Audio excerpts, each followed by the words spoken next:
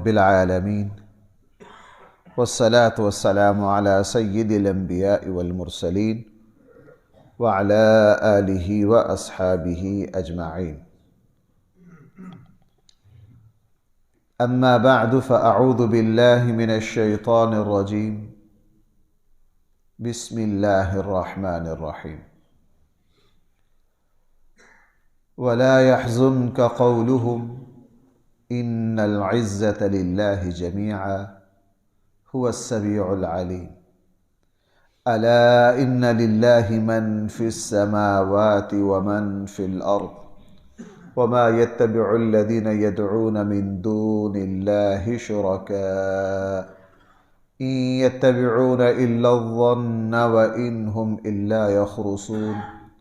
هو الذي جعل لكم الليل لتسكنوا فيه والنهار مبصرا إن في ذلك لآيات لقوم يسمعون.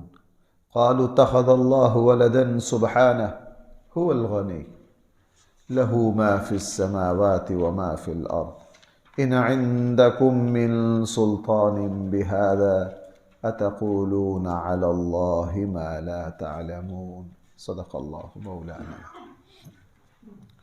ولا يحزنك قولهم، آپ کو غمزدہ نہ کریں ان لوگوں کی باتیں، آپ دکھی نہ ہوں لوگوں کی باتوں کی وجہ سے۔ اللہ جل جلالہ اپنے حبیب صلی اللہ علیہ وسلم کو تسلی دے رہے ہیں کہ اے نبی جی آپ پریشان نہ ہوں۔ ایک تو اس آیت سے یہ پتہ چلا کہ اللہ تعالی اپنے حبیب صلی اللہ علیہ وسلم پر کتنے مہربان ہیں کہ اللہ کے نبی جب بھی کسی پریشانی میں آتے ہیں تو اللہ تعالیٰ فوراً اپنے حبیب کو تسلی دیتے ہیں کہ نبی جی آپ پریشان نہ ہوں۔ یہ کافر الٹی سیدھی باتیں کرتے ہیں، آپ کے اوپر طنز کرتے ہیں، اعتراض کرتے ہیں، کبھی شاعر کہتے ہیں، کبھی جادوگر کہتے ہیں، کبھی کاہن کہتے ہیں، توبہ نعوذ باللہ توبہ نعوذ باللہ، کبھی جھوٹ کی نسبت آپ کی طرف کرتے ہیں۔ وَلَا يَحْزُنْكَ قَوْلُهُمْ، آپ کو غلط لوگوں کی باتیں کبھی بھی غمزدہ نہ کریں۔ جو بندہ کچھ کرنا چاہتا ہے، اللہ کے لیے کرنا چاہتا ہے، کر رہا ہے، وہ دوسروں کی باتوں پر کان نہ دھرے۔ اس کی نظر صرف اس پر ہو کہ میں جو کر رہا ہوں اپنے اللہ کے لیے کر رہا ہوں۔ اخلاص جو ہے نا، اخلاص، آپ نے جس طرح کشتی کو دیکھا ہے نا کہ بحری جہاز اور کشتی کس طرح پانی کو پھاڑ پھاڑ کے پانی کے سینے پر سفر کرتے ہوئے مشرق سے مغرب پہنچ جاتی۔ جو اللہ کا مخلص بندہ ہوتا ہے، اخلاص ایسی مضبوط کشتی ہے کہ آدمی اس کے ذریعے دنیا کے پراپیگنڈے کو، دنیا کی باتوں کو، دنیا کے شور شرابے کو کشتی کی طرح پھاڑتا چلا جاتا ہے اور منزل مقصود تک پہنچ جاتا ہے۔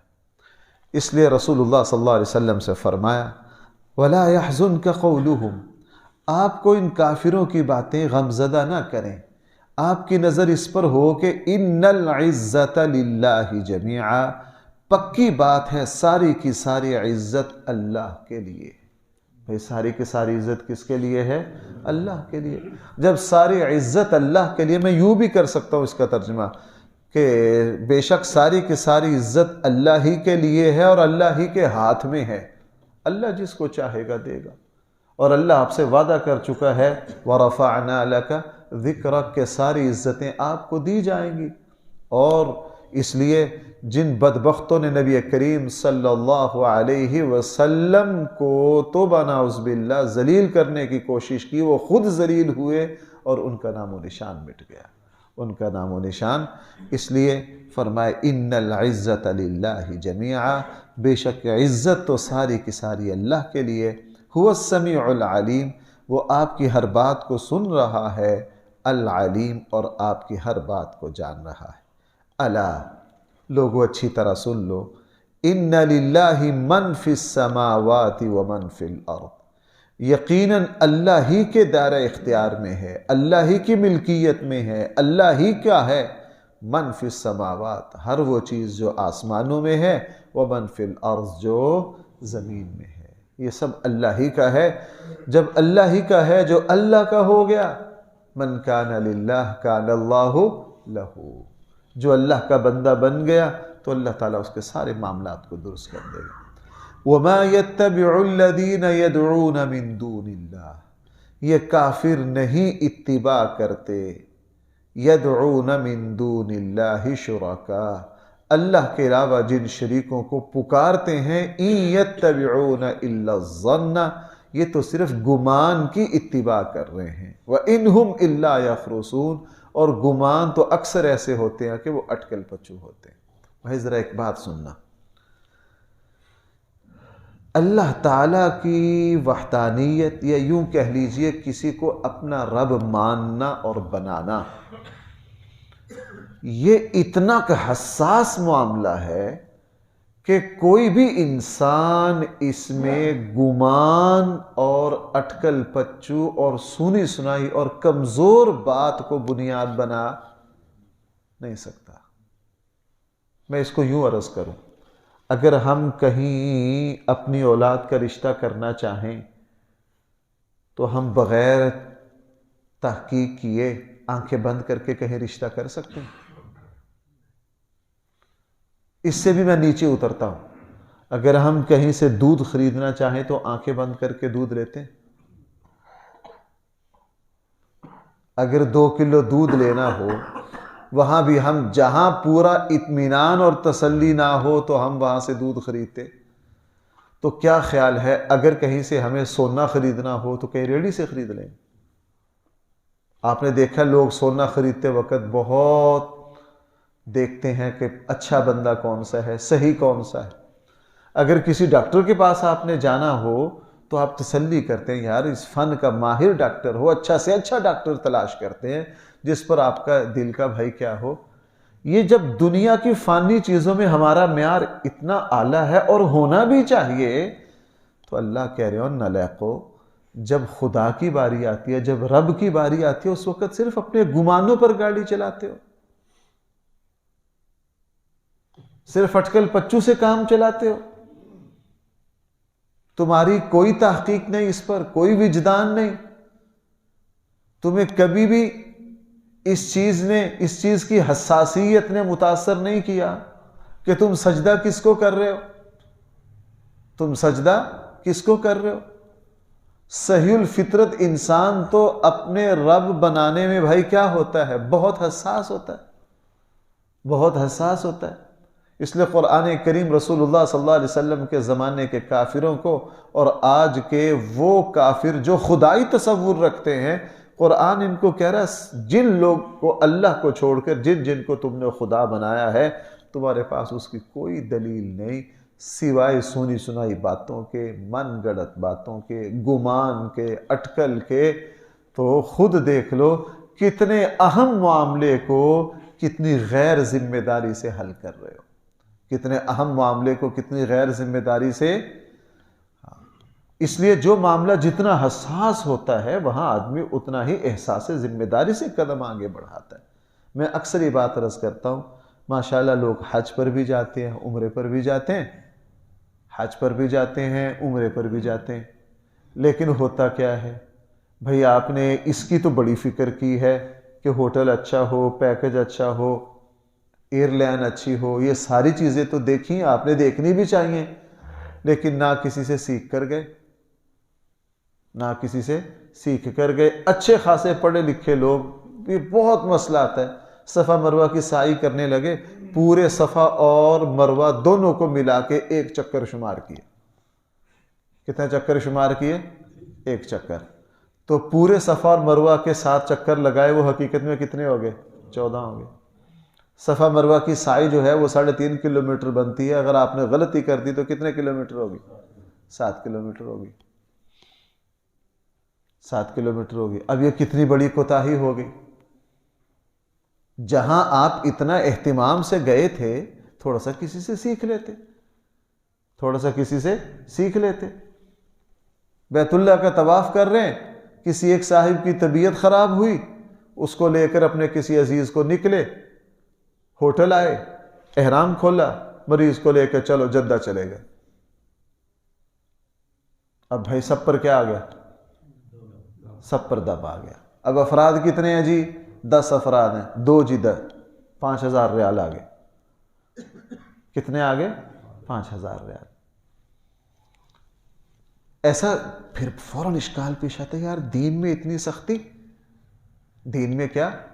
میں 3 دن پہلے 3-4 دن پہلے عصر کے بعد بیٹھا تھا، ایک پڑھا لکھا نوجوان آیا، جی میں نے اس طرح اپنی بیوی کو 3 طلاقیں دے دی ہیں، ہو گئی ہیں جی، ہو گئی ہیں، اس کا کوئی حل؟ کوئی حل نہیں جی۔ کیا حل؟ کوئی حل نہیں جی، کوئی اس کا رب۔ مجھے پتا تھا اس نے اگلا، چونکہ ہمارا تو پھر ہر روز ہی ہم سے واسطہ پڑتا ہے۔ تھوڑی دیر کے بعد کہنے لگا جی دین میں جی اتنی سختی تو نہیں ہونی چاہیے۔ میں کہا واقعی نہیں ہے، آپ سچ کہہ رہے ہیں، آپ غلط نہیں کہہ رہے، دین میں سختی نہیں ہونی چاہیے۔ میں آپ کو یقین دلاتا ہوں دین میں سختی ہے بھی۔ میں نے کہا اس کو سمجھانا پڑے گا۔ میں نے کہا یار آپ کی قیمتی گاڑی ہے 1 کروڑ روپے کی، آپ اعلیٰ روڈ سے اتار کر پیلیوں میں فصلوں میں اتار لیں، کہیں جی میں ماشاءاللہ یہ روڈ سے اتار کر شارٹ کٹ پہنچ جاؤں گا۔ 1 کروڑ کی گاڑی روڈ سے اتار کر جب پیلیوں میں داخل کریں گے بھائی، وہ کتنے 100 کلومیٹر کی رفتار سے بھاگے گی؟ 2 ایکڑ میں اس کا بیڑا غرق ہو جائے گا کہ نہیں؟ وہ کہے یار اتنی قیمتی گاڑی 2 ایکڑ نہیں چل سکی۔ جب کسی کو بتائیں گے تو ساری دنیا کہے گی یار گاڑی ورکشاپ پہلے لے کے جاؤ، اس کے چلانے والے کو کسی مینٹل ہسپتال میں پہلے لے کے جاؤ، یہ پاگل ہے، اس کو پتہ نہیں کہ گاڑی کے چلنے کی جگہ کون سی ہے۔ آپ نے صحیح راستہ چھوڑ کر خود غلط راستے کا انتخاب کیا۔ میں نے کہا جناب دین میں تو بالکل سختی نہیں ہے، آپ کسی عالم سے پوچھ لیتے، وہ آپ کو طلاق کا صحیح طریقہ بتاتا، اس میں کوئی پریشانی نہیں ہے۔ تو بھائی جب آپ ساری فیملی ہی چھوٹی سی وجہ سے طواف چھوڑ کر بغیر احرام کو مکمل کیے، یوں ہی احرام کھول کر ماشاءاللہ سارے کے سارے جدہ پہنچ گئے، اب آپ کو دین سخت نظر آ رہا ہے، وہاں کسی سے پوچھ لیتے یار اس کا کیا حل ہے، وہاں کسی سے پوچھ لیتے۔ تو یہ بات میں یہاں سنا رہا ہوں، کافروں کی یہ حالت اللہ تعالیٰ فرما رہے ہیں، دیکھو جو کافر جیسے ہندو ہے، سکھ ہے، بھائی ان میں خدائی تصور ہے یا نہیں؟ خدائی تصور ہے ان میں۔ ہم انہیں کہتے ہیں جناب جب تم دنیا کی چیزوں میں اتنے حساس ہو تو جس ذات کو اپنا تم نے رب بنایا ہے اس کے صرف گمان سے آگے کوئی بات نہیں ہے۔ بابا گرو نانک یہاں رہے ہیں، فلاں رہے ہیں، کیا دلیل ہے جی؟ بس اوپر سے ہم اپنے پرکھوں سے سنتے آئے ہیں، اس کے علاوہ کوئی دلیل نہیں، کوئی ثبوت، کوئی لینا کوئی دینا نہیں ہے۔ قرآن اس میں اسی بات کی نشاندہی کر رہا۔ قرآن کیا کہہ رہا ہے؟ وَمَا يَتَّبِعُ الَّذِينَ، اور وہ لوگ نہیں اتباع کرتے، کون سے لوگ؟ يَدْعُونَ مِن دُونِ اللَّهِ شُرَكَاءَ، جو پکارتے ہیں اللہ کے سوا دوسرے شریکوں کو۔ اب وہ پچھلے جملے کو یہاں جوڑیے، إِن يَتَّبِعُونَ إِلَّا الظَّنَّ، وہ نہیں اتباع کرتے مگر بھائی کس کی؟ گمان کی۔ وَإِنْ هُمْ إِلَّا يَخْرُصُونَ، اور وہ صرف اور صرف اندھیرے میں تیر چلاتے ہیں، وہ صرف اور صرف اندھیرے میں تیر چلاتے ہیں۔ اس سے پتہ چلا کہ تمہارے یہاں خدا کا کوئی اہمیت نہیں، دین کی کوئی اہمیت نہیں ہے۔ مومن جو ہوتا ہے وہ تو کچی بات پر عمل نہیں کرتا۔ هُوَ الَّذِي جَعَلَ لَكُمُ اللَّيْلَ، اب آئیے پکی بات پر۔ کوئی کہہ سکتا ہے یار اللہ کے رب ہونے کی کیا دلیل ہے؟ اللہ فرماتے ہیں آؤ دیکھو، هُوَ الَّذِي جَعَلَ لَكُمُ اللَّيْلَ، وہ اللہ ہی ہے جس نے تمہارے لیے رات کو بنایا، لِتَسْكُنُوا فِيهِ، تاکہ تم اس میں کیا کر سکو۔ اب آئیے فطرت پر۔ فطرت کل میں کہہ رہا ہوں فطرت کی ایک ایک چیز بول کر بتائے گی تمہارا رب کون ہے۔ ہم نے رات تمہارے لیے پیدا کی، سارا دن کام کرتے کرتے تھک ہار کر سوتے ہیں، تو صبح کو کون سی قوت ہے جو ہماری ایک ایک رگ سے، ایک ایک پٹھے سے، خون کے ایک ایک قطرے سے تھکاوٹ کو نکال کے دوبارہ تازہ کر دیتی ہے؟ وہ کون سی طاقت؟ وہ کون سی طاقت ہے؟ لوگ کہتے ہیں جی مرنے کے بعد اللہ کیسے زندہ کریں گے؟ اللہ ہر رات زندہ کرتے ہیں، اللہ ہر دن زندہ کرتے ہیں۔ سارے دن کی تھکاوٹوں کو بھائی ہم رات کو سوتے ہیں، صبح کو تر و تازہ ہوتے ہیں کہ نہیں؟ اس لیے ہم سو کر اٹھ کر کیا دعا مانگتے ہیں؟ الحمدللہ الذی احیانا بعدما अमातना, आगे क्या हुआ, इलैहिन, हमारा सोकर उठना ये क़यामत के सबूत है, ये क़यामत की दलील है। अल्लाह ताला हर रात हम पर छोटी क़यामत भरपा करते हैं। सोए पड़े हैं, इंसान सोया हुआ मौत के करीब एक कैफियत में चला जाता है और इसका पट्ठा पट्ठा दर्द कर रहा होता है जब ये रात को सोता है। 2-4 दिन किसी बंदे को वैसे सोने ना दो तो वो दीवाना और पागल हो जाएगा, और जब इसको दोबारा नींद आ जाए, खुद अकल हैरान होते यार, दिमाग की उन गहराइयों से, उन रगों से जो आजकल जदीद आलात के जरिए भी उन रगों का पता नहीं चल रहा, उन रगों के अंदर से भी थकावट को किस जात ने निकाला। ऊपर से सुबह उठकर कहता है जी मरने के बाद जिंदा नहीं, ऊपर से उठ के क्या कहता है, मरने के बाद जिंदा नहीं होना। ओहो, इसलिए कुरान ने फरमाया हुवल्लज़ी जअल लकुमुल लैल, वो अल्लाह ही है जिसने तुम्हारे लिए रात को बनाया, लितस्कुनू फीह, ताकि उसमें तुम क्या हासिल करो, वन्नहार मुबसिरा, और अल्लाह ताला ने दिन बनाया ताकि तुम उसमें देख सको। हाँ, अब तुम उल्ट चल रहे हो, रात को देखना चाहते हो, दिन को सोना चाहते हो, तो ये तुम्हारा फितरत से उल्ट सफर है, फितरत से। इसीलिए भाई आजकल हो क्या रहा है, 40-40 साल वालों को देखकर यूं लगती है कि शायद उम्र 70 साल है, उम्र छोट। हम फितरत से हटे, हम क्या कर रहे हैं, फितरत से हट रहे हैं। जो इशा पढ़ के सोएगा फजर तक, दिन को काम करेगा, अल्लाह ताला उसको बीमारियों से भी बचाएंगे, अल्लाह ताला उसको बीमारियों से भी। तो अब हमने इसको उल्ट कर दिया, हम रात को जागना चाहते हैं, दिन को सोना चाहते हैं।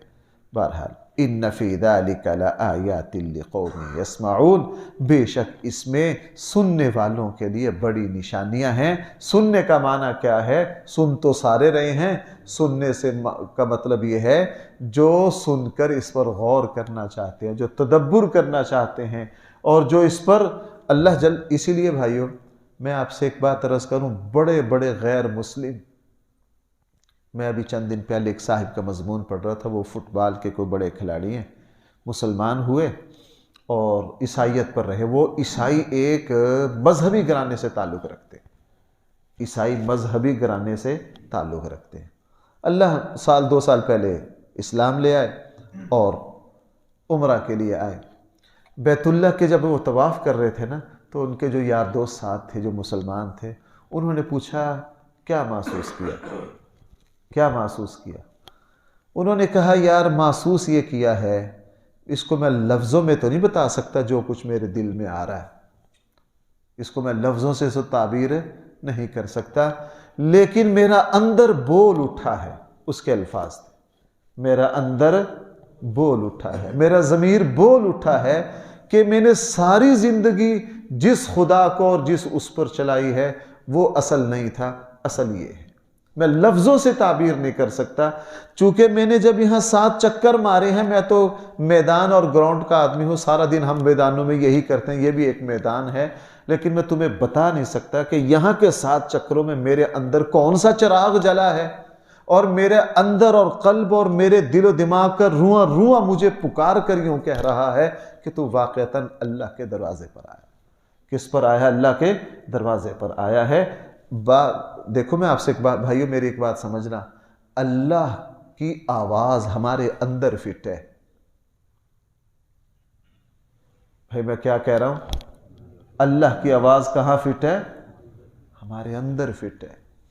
हमारी फितरत का तकाजा है एक अल्लाह को मानना, तौहीद हमारी फितरत है, इंसानी फितरत है। एक तो हदीस में है कुल्लु मौलूदी यूलदु अलल फितरा अबवाहु युहव्विदानी औ युनस्सिरानी औ युमज्जिसानी।